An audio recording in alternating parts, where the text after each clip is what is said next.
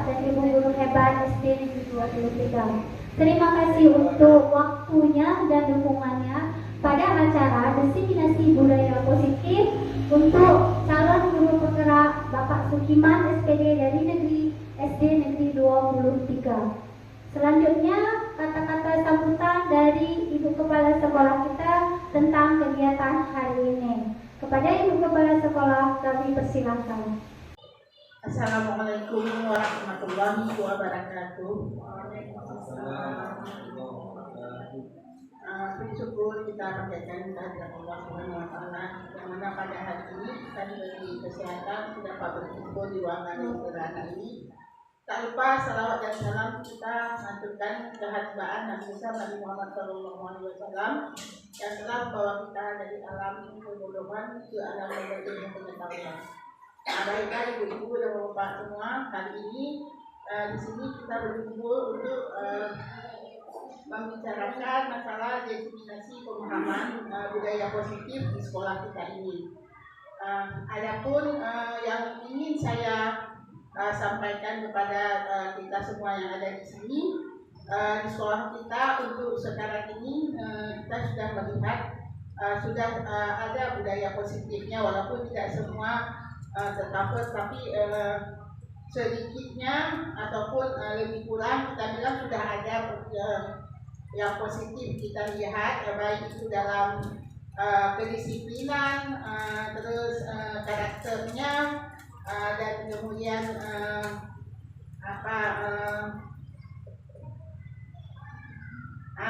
adapun hukuman bagi anak-anak yang melakukan kesalahan sudah mulai diterapkan di sekolah kita ini. Syukur alhamdulillah kita panjatkan, semoga bisa kita jalankan ke depannya lebih baik lagi. Mungkin saya tidak memperpanjang mukadimahnya. Lebih dan kurang saya mohon maaf. Billahi taufiq wal hidayah. Wassalamualaikum warahmatullahi wabarakatuh. Terima kasih kepada Ibu Kepala Sekolah. Selanjutnya Bapak Sukiman SPD CGP Angkatan 11 SD Negeri 23 Banda Aceh akan memaparkan diseminasi budaya positif beliau. Kepada Bapak Sukiman kami persilakan.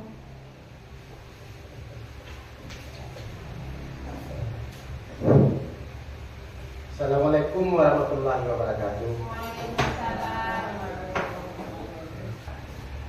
Puji syukur kami Allah Subhanahu wa Ta'ala yang telah memberi kesempatan kepada kita pada hari ini, bahwasanya telah bisa hadir di ruangan yang berbahagia ini untuk menyampaikan budaya positif, yaitu juga dari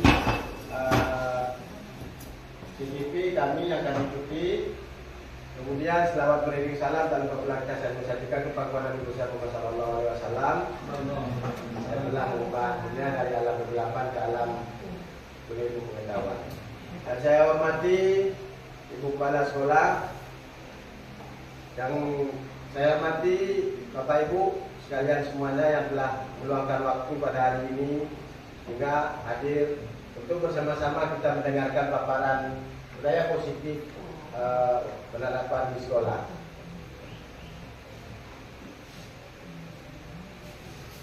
Baik Bapak Ibu, di sini ada pertanyaan. Apakah Bapak Ibu setuju bila satu, pemberian hukuman dapat mendisiplinkan siswa?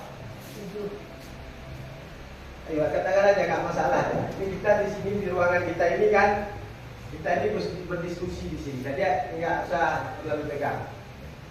Pemberian hukuman dapat mendisiplinkan siswa. Setuju. Kedua, memberikan hadiah meningkatkan prestasi siswa. Setuju, semua setuju. Yang ketiga, guru harus mampu memberikan solusi untuk setiap siswa yang bermasalah. Setuju. Guru berperan sebagai teman bagi siswa. Setuju. Nah, nanti kita lihat di sini semuanya setuju. Saya juga kita lihat dari akhir daripada nanti sama-sama kita lihat apakah memang betul semua ini atau salah, nanti di akhir penyampaian ini akan kita dapatkan sebuah jawaban nanti. Apa itu budaya positif? Budaya positif adalah perwujudan dari nilai-nilai atau keyakinan universal yang diterapkan di sekolah. Jadi berarti kalau bisa kita katakan hal-hal yang baik. Karena sifatnya sekolah itu tempat pendidikan, berarti hal-hal yang baik yang harus kita tanamkan pada diri, perilaku anak peserta didik kita semuanya. Nah, konsep inti untuk menciptakan budaya positif sekolah itu yang pertama disiplin positif, yang kedua motivasi perilaku manusia, yang ketiga keyakinan kelas atau sekolah, keempat kebutuhan dasar manusia, 5 posisi kontrol seorang guru, dan 6 segitiga restitusi. Nah, sekarang di sini Bapak Ibu mungkin bisa kita katakan ini permainan atau apa, kita terserah kita menafsirkan bagaimana. Saya minta teman satu orang ke depan, kira-kira siapa yang bersedia? Oh, Pak Cun, oke Pak Cun. Pak Abdurrahman. Oh, boleh, siapa aja boleh. Di sini Pak Abdurrahman, boleh di sini aja. Di depan boleh juga. Ya, sini. Ya, sebelah sini aja. Anda dan teman-teman Anda. Jadi sekarang jangan Anda dan teman-teman. Saya dengan Pak Abdurrahman. Coba Pak Abdurrahman kepalkan tangannya. Bayangkan di dalam itu. Ibu Bapak boleh juga mengikuti. Boleh juga mengikuti, tidak masalah. Bayangkan di dalam kepala Anda ini adalah sebuah hal yang sangat berharga di dalam hidup Anda. Sudah dibayangkan? Ya, jadi di sini. Nah, dibayangkan. Nah, jadi saya hari ini berposisi sebagai bagaimana cara saya, usaha saya ingin membuka tangan Pak Abdurrahman itu, usaha saya harus terbuka. Saya lakukan rayuan, Pak Abdurrahman, tolong buka Pak Abdurrahman, boleh nggak? Berarti Pak Abdurrahman masih pertanyakan. Mungkin saya buka itu saya kasih hadiah, bisa? Boleh. Ini Bapak harus melihat itu hal yang paling berharga bagi diri Bapak. Rahasia berharga. Ini saya bayar dengan uang yang banyak. Ini kita katakan 100.000. Bapak kasih apa enggak? Ingat. Hadiahnya kita kasih nasi padang misalnya. Nah, sepeda. Kira-kira Bapak membuka atau tidak? Itu hal yang paling berharga. Jangan Pak. Oke. Terus kalau saya melakukan dengan kekerasan, itu di dalam kepala tangan Bapak itu hal yang sangat berharga. Apakah Bapak membukanya? Ya. Janganlah Pak. Oke. Terima kasih Pak Abdurrahman. Ya, silakan duduk. Nanti baru kita jelaskan bagaimana masalah ini. Berarti Bapak Ibu, kepalan di tangan kita ini ada sesuatu yang sangat berharga di sini. Bahwasanya mau atau tidaknya kita membuka ini berarti kontrol itu pada diri kita, bukan orang lain. Walaupun kita mungkin merayu, dibayar, ataupun dengan kekerasan, kalaupun tidak kita mau buka, ini tidak akan pernah terbuka. Oke, lanjut. Nah, pertanyaan pemantik nanti saya kaitkan antara kepalan tangan dengan berikutnya, ya. Pertanyaan pemantik, kira-kira apakah Anda akan membuka kepalan tangan Anda dengan bujuk rayu, godaan atau paksaan teman-teman Anda seperti saya tanyakan barusan? Jelas tadi tidak ada dibuka oleh Pak Abdurrahman. Ataukah Anda akan bertahan dan menolak membuka kepalan tangan sampai sekuat tenaga Anda? Iya, Pak Abdul Rahman menggepalkan. Jadi Pak Abdul Rahman tadi mengatakan lebih kurang dari bahasa isyarat beliau. Dia menggepal itu, dia nggak mau kasih ke orang lain untuk dibuka, karena itu adalah hal privasi. Nah, itu barangkali ya. Lanjut. Nah, hari ini kita semua guru di Indonesia dari pendidikan CGP itu dianjurkan atau mungkin barangkali untuk penyamaan pergeseran paradigma. Dari paradigma awal itu mungkin kita mengilustrasikan kita sebagai guru itu banyak mengontrol murid, ya, mengontrol murid, kemudian membawa semua penguatan positif, efektif dan bermanfaat. Ini di sini berarti sering memberikan, kalau anak-anak misalnya berprestasi memberikan hadiah. Ya, apakah itu bagus atau tidak? Nanti kita lihat juga yakin. Belum. Kemudian mengkritik, ya, bahwa kritikan itu juga tidak baik bagi anak-anak, akan merasa dia bersalah. Kemudian bahwa orang dewasa merasa dirinya, kita guru itu merasa, karena orang dewasa merasa diri kita bisa mengontrol atau mengendalikan hak atau memaksa anak-anak. Lanjut. Nah, bagaimana seseorang bisa berubah dari paradigma stimulus respon dan konsep pendekatan teori kontrol? Jadi disinilah pemikiran kita ubah. Jadi kadang-kadang kita berpikir realitanya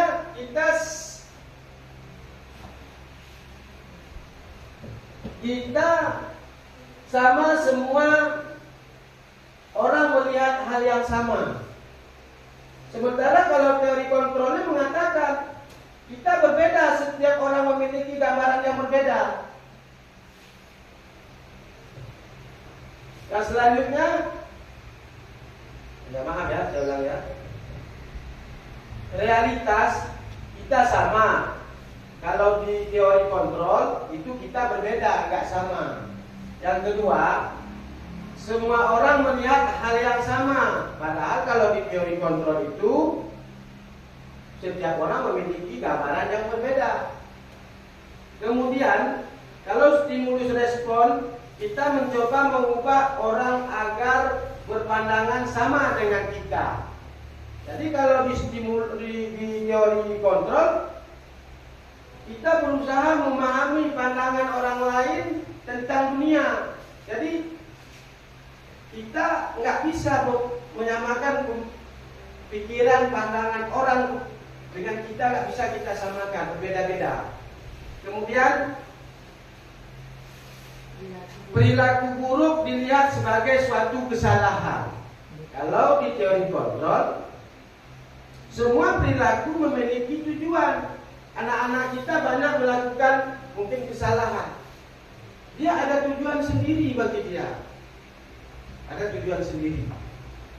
Kemudian orang lain bisa mengontrol orang lain. Kalau di teori kontrol itu tidak ada bisa mengontrol orang lain. Contoh seperti Pak Abdul Rahman tadi. Saya nggak bisa membuka tangan beliau. Kalau tanpa memendahi diri beliau yang ingin membukanya, walaupun saya berikan sebuah hadiah ataupun segala macam. Kemudian selanjutnya pemaksaan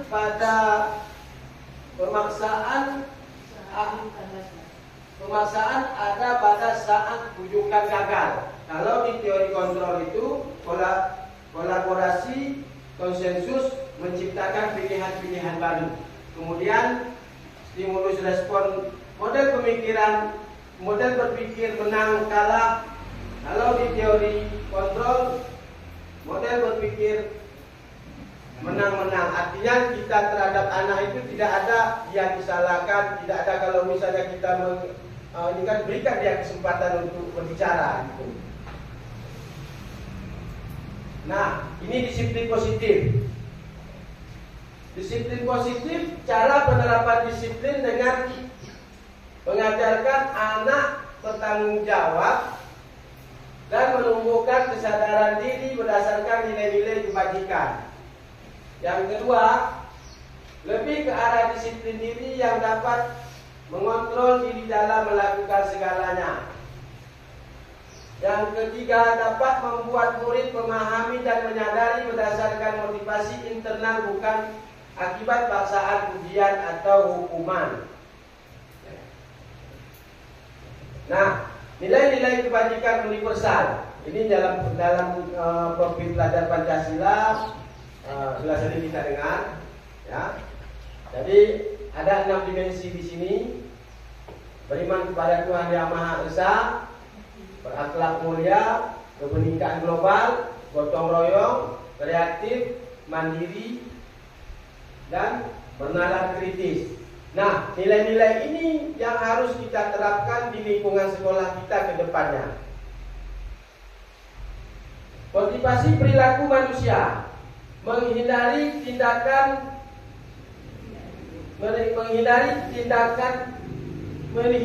ketidaknyamanan hukuman. Jadi perilaku manusia itu selalu kenapa dia berperilaku mungkin tidak sesuai dengan aturan, karena dia menghindari ketidaknyamanan atau hukuman. Kemudian motivasi perilaku manusia yang berikutnya mendapatkan imbalan. Dengan imbalan maka dia mau berubah. Yang seterusnya,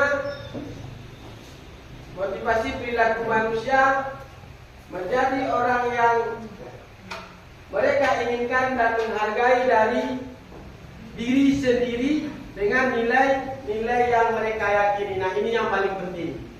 Ini yang paling penting kalau kita sebagai guru zaman sekarang, ya. Nilai-nilai ini yang harus kita tanamkan kepada murid kita.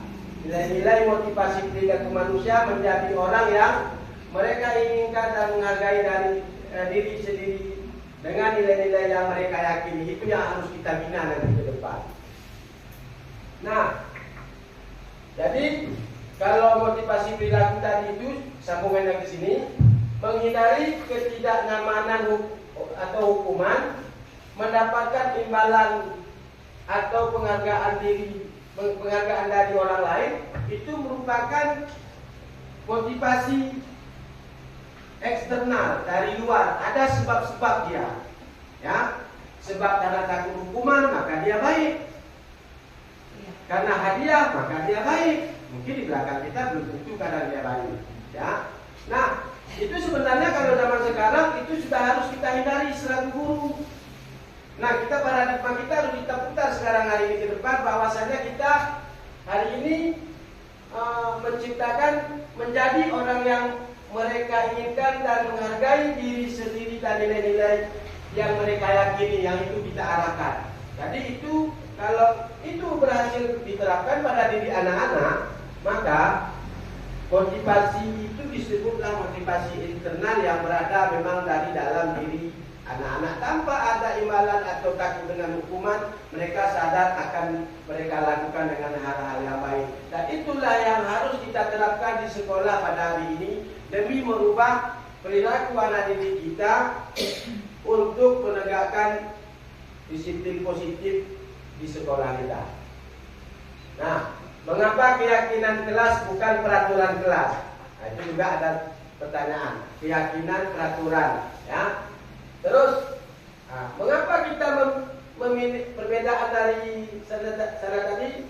Mengapa kita memiliki peraturan tentang penggunaan helm pada saat mengendarai kendaraan roda 2 atau sepeda motor? Bagaimana Pak Laman? Mengapa kita lakukan? Mungkin siapa yang lain? Supaya aman. Supaya aman. Ya, boleh. Karena itu peraturannya, Pak. Karena itu peraturannya, ya. Betul sekali. Oke. Saat berlalu lintas. Saat berlalu lintas. Apakah itu kita langgar atau tidak? Biasanya. Kalau memang kita punya kesadaran, mungkin tidak ada orang pun kita akan lakukan karena sudah tertanam di kita.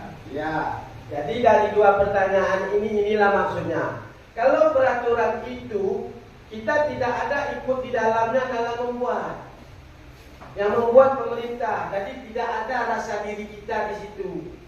Tetapi kalau di nomor 2, mengapa kita memiliki peraturan tentang penggunaan masker? Tapi masker itu kalau di masa COVID, kalau nggak keluar kita pakai masker, rasanya nggak enak. Jadi ini adalah, kalau nomor 1 adalah itu eksternal, ada sebab.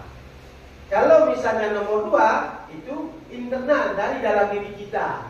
Hadirnya peraturan keyakinan itu kita kalau kenapa nanti ini kena virus, kena apa, maka dengan sendiri kita memakai masker tanpa ada sebab yang lain. Nah, keyakinan kelas dibuat berdasarkan kesepakatan antara guru dan siswa bersifat universal. Jadi dalam pembuatan keyakinan kelas ini harus melibatkan guru, harus melibatkan siswa, guru, siswa bersifat universal. Bagaimana maksud universal? Itu yang mudah diingat oleh anak-anak. Misalnya kata-kata disiplin, ya, itu secara meluas istilahnya. Ya, betul ya Pak Rahman, betul. Selanjutnya peraturan biasanya dibuat oleh guru bersifat satu arah. Nah, itu katakan peraturan. Tak boleh ini, tak boleh itu, satu arah. Tapi kalau keyakinan kelas ini berarti terlibat ada dua arah, siswa juga. Makanya dengan keyakinan diri dia, maka mungkin dia bisa menyadari bahwasannya itu harus dia terapkan. Oke. Nah, di sini ada prosedur pembuatan keyakinan kelas. Ya. Pertama sekali kita mempersilakan siswa untuk mencurahkan ide-ide tentang peraturan yang akan disepakati. Kita bagi ini kan, itu Bapak Ibu mungkin akan melakukannya di kelas masing-masing. Kemudian mencatat semua masukan. 3, mengganti kalimat negatif menjadi kalimat positif. Misalnya sebagai contoh, ya, jangan buang sampah sembarangan. Jadi kita ubah ke positifnya, buanglah sampah pada tempatnya. Nah, mungkin Pak Rahman bisa menyebutkan kecuali satu kata positif di sini tentang di lingkungan anak-anak di kelas kita, apa namanya di kelas maupun di sekolah. Kehadiran tepat waktu di sekolah. Kehadiran tepat waktu, yaitu kalimat positifnya. Kalau kalimat negatifnya pasti jangan terlambat gitu ya. Oke, next.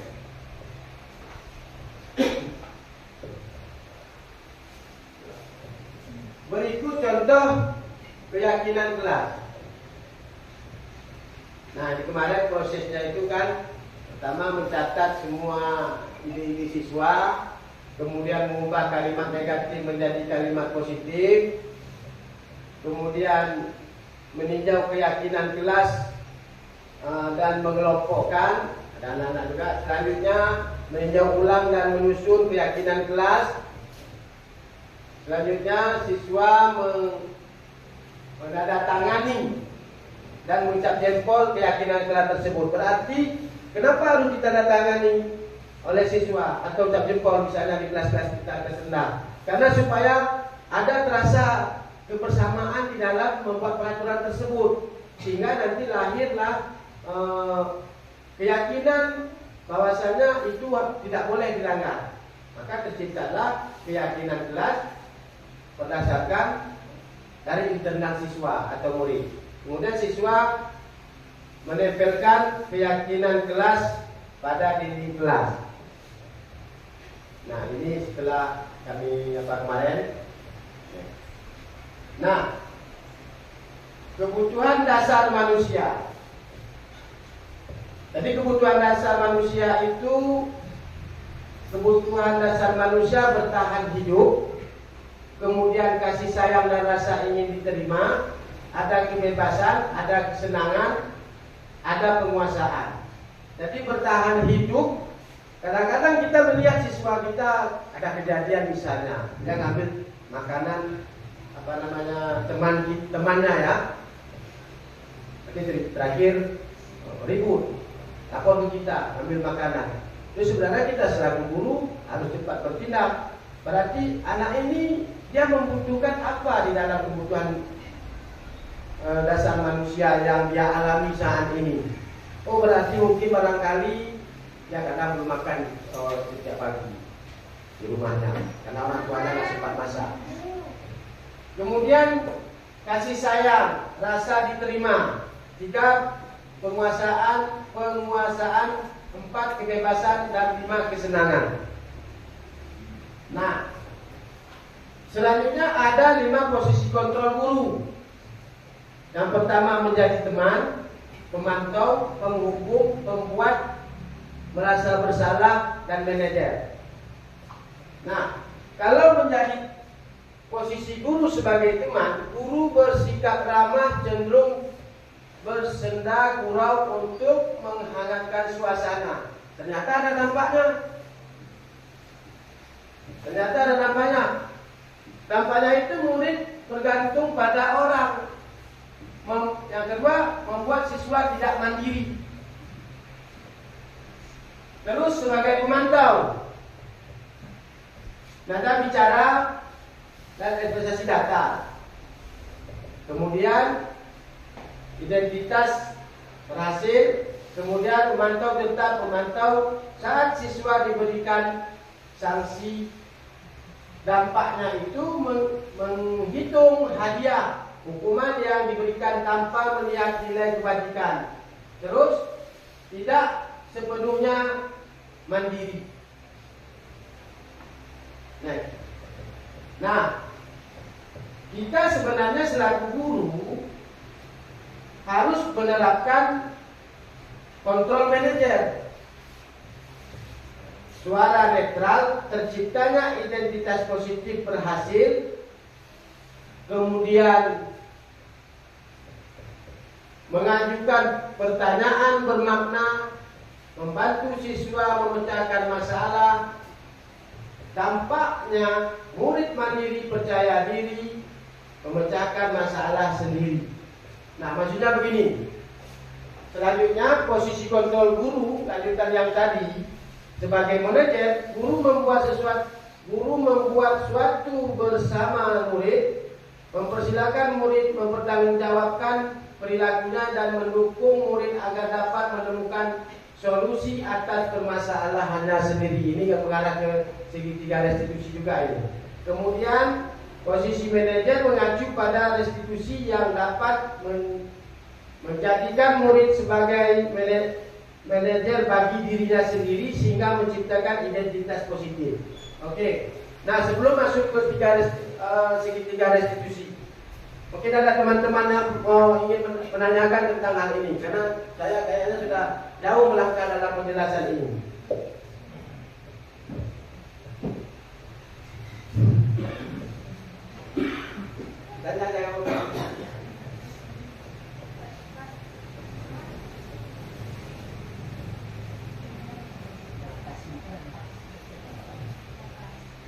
Pas, nggak ada tanya. Berarti ini ada 2 kategori. Pertama sangat jelas, yang kedua memang tidak jelas, ya kan? Sedikit Pak. Oke.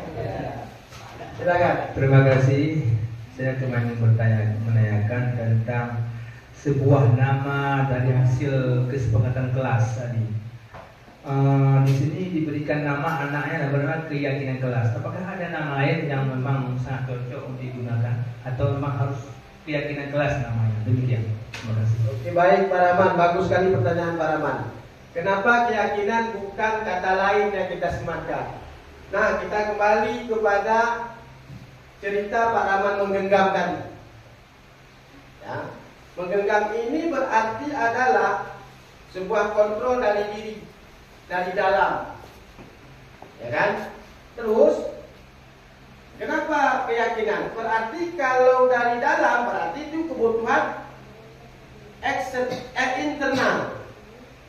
Berarti kalau keyakinan itu berarti kan dari dalam diri kita.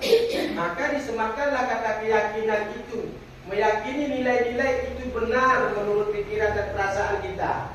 Sehingga idealnya kata-kata itu disebut supaya dekat dengan anak, supaya menebalkan dalam pikiran anak bahwasanya itu sebagai keyakinan yang harus diterapkan di lingkungan sekolah, bahkan mungkin di lingkungan di rumah juga. Saya pikir seperti itu. Bagaimana Pak Rahman? Ya, boleh. Terima kasih. Oke, ya, ayo.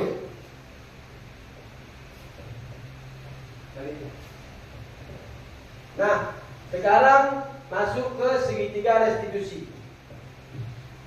Inilah yang dianjurkan kepada kita sebagai guru dalam menyikapi ketika mendapatkan anak-anak kita bermasalah. Segitiga restitusi ini yang pertama sekali yang harus kita lakukan memvalidasi tindakan, memvalidasi identitas maksudnya. Setiap orang pasti pernah melakukan kesalahan. Itu pertanyaan yang harus kita sampaikan ketika anak-anak membuat kesalahan. Kemudian kamu bukan satu-satunya yang pernah melakukan kesalahan. Bisa kita katakan Bapak juga dulu pernah membuat kesalahan. Yang selanjutnya validasi kebutuhan. Kamu tentu punya alasan mengapa melakukan hal tersebut. Itu kita tanyakan kepada anak. Kemudian masih divalidasi kebutuhan juga. Adakah cara yang lebih efektif untuk mendapatkan apa yang kamu butuhkan? Juga pertanyaan. Bisa nanti ditambah lagi pertanyaan-pertanyaan yang lebih membangun kepercayaan diri anak. Kemudian yang ketiga menanyakan keyakinan. Kamu melakukan hal ini, keyakinan apa yang telah kita sepakati? Kemudian kamu ingin menjadi orang yang seperti apa? Jadi tidak ada istilahnya kalau zaman sekarang itu yang marah-marah membentak itu harus kita tinggalkan. Gitu. Nah, berikut contoh penerapan restitusi.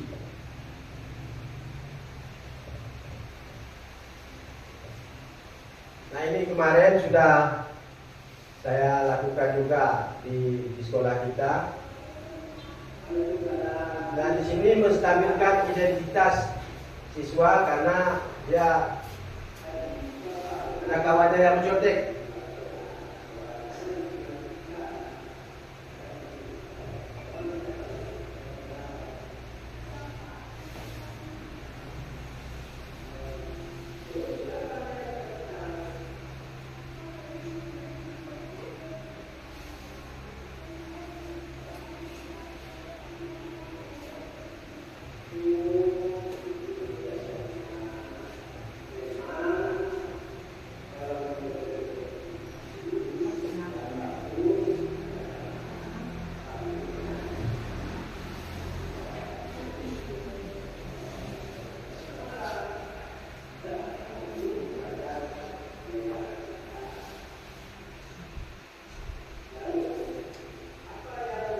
Di sini memvalidasi tindakan yang salah.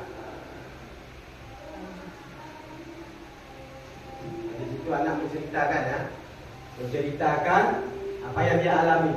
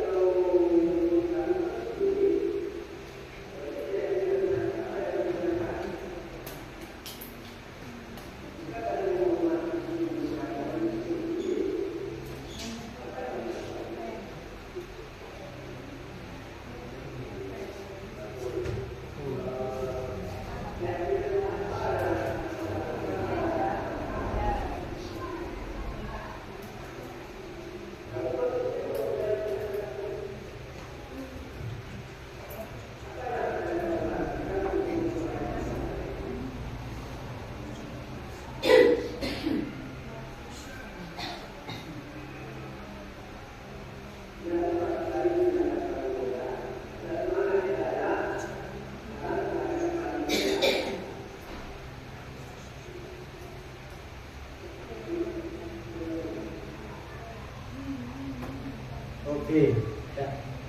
Ya. Nah Bapak Ibu, jadi mungkin bisa kita ambil kesimpulan. Kira-kira dapat teman-teman bisa menyimpulkan barangkali apa yang bisa kita ambil dari pemaparan inilah barangkali ya untuk kita terapkan di sekolah kita mungkin barangkali. Oke, silakan Bu Rami.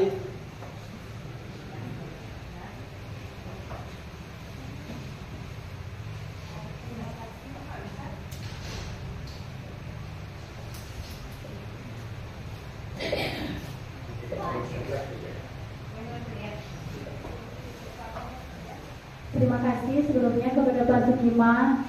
Pemaparan materinya sangat jelas serta tampilan slide-nya juga menarik.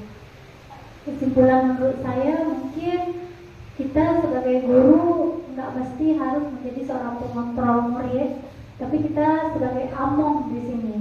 Kita sebagai manajer untuk anak kita agar anak-anak kita menjadi pribadi yang mandiri, tanggung jawab, bukan pribadi yang negatif.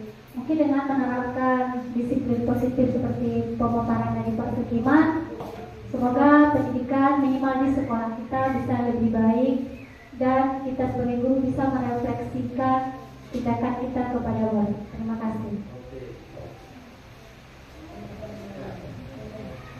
Baik sekali, beri tepuk tangan kepada Bu Rami. Oke. Nah, mungkin bisa kita simpulkan sama-sama bahwasanya kita menjadi guru hari ini harus menerapkan melihat kelima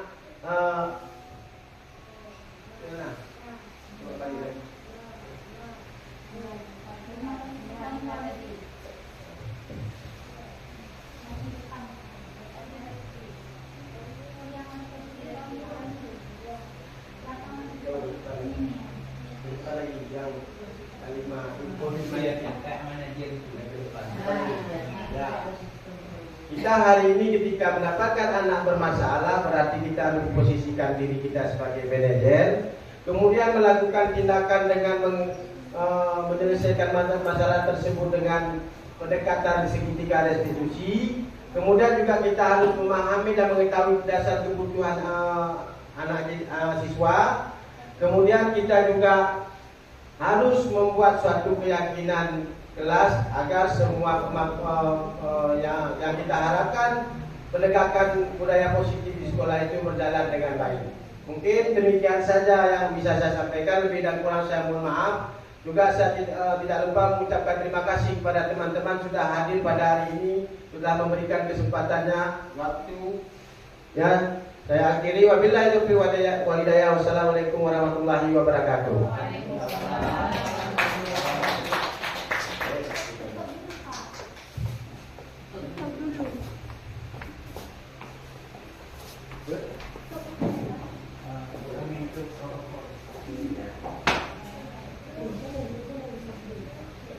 Terima kasih kita ucapkan kepada Bapak Sukiman untuk pemaparan materi tentang budaya positif. Semoga kita bisa menerapkan ataupun kita sama-sama belajar untuk menerapkan budaya positif di sekolah kita.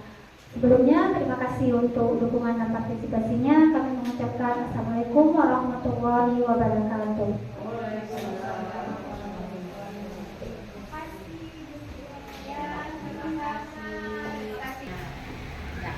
Assalamualaikum warahmatullahi wabarakatuh. Terima kasih kepada Pak Sukiman yang telah memberi pemaparan yang begitu sangat jelas sehingga membuka wawasan para guru tentang budaya positif bagi sekolah kita. Mudah-mudahan dengan budaya positif ini kami selaku guru bisa lebih baik lagi, terutama dalam hal bagaimana cara mendisiplinkan siswa di sekolah sebagai manajerial yang terbaik untuk siswa di sini, sehingga sekolah kita lebih maju, lebih berkembang, dan hal-hal yang kurang baik menjadi positif. Ya, mungkin sekian dari saya. Wassalamualaikum warahmatullahi wabarakatuh. Assalamualaikum warahmatullahi wabarakatuh. Alhamdulillah, pemaparan yang sangat luar biasa yang telah Pak Sukiman sampaikan pada hari ini mengenai topik penerapan disiplin positif. Ya, dengan penerapan positif diharapkan ke depan khusus siswa sekolah kita SD Negeri 23 ke depan lebih baik, sesuai dengan anjuran bahwa posisi guru dalam adalah posisi sebagai manajer. Posisi manajer itu membuat anak-anak sadar ini bukan karena sesuatu, tapi karena memang lahir dari diri sendiri, sehingga dia tidak ada pengaruh dan hal-hal lain. Dia ke sekolah cepat dengan kesadaran diri, dengan membuat kumpul PR, dengan berteman baik dengan teman itu asal diri sendiri, bukan karena sesuatu ataupun imbalan-imbalan yang membuat anak-anak semakin bukan karakter bagus yang terjadi pada dia. Mungkin demikian saja kesimpulan dari saya. Terima kasih untuk teman-teman semuanya. Wassalamualaikum warahmatullahi wabarakatuh.